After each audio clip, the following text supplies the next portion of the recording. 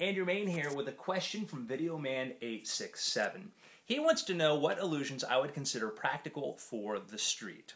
Well, the first thing you got to remember is when you see a magician perform what looks like an illusion on the street on television, it's generally a very controlled situation. There are directors and production assistants and other people telling the people you see on camera where to stand and what to do, which is a luxury that you and I probably don't have on a regular day-to-day basis.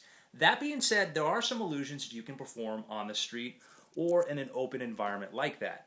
My personal favorite, of course, is Gutbuster. I love that effect. It's a great trick to do if you have a buddy and you want to go do a really gory trick right in front of some people when they don't suspect it. You have your friend pretend to be a spectator and you go do that trick with them. It's really cool. On my DVD Levitator, I have a couple cool ideas on how to do some really neat levitations on the street that look impromptu and allow you to float really high on an elevated place, and also stuff that works on stage just as well.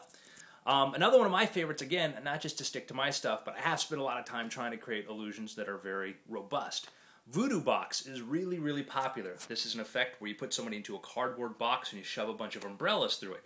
It looks kind of like a Hindi sword basket, but it's a lot cheaper, and it's a great trick to perform when you're in a surrounded situation. It looks like street magic. It looks like you just grab that box from some back alley and you just got a bunch of umbrellas out of a dollar store, which is actually where I suggest you go buy them, and then you attempt to murder somebody in broad daylight.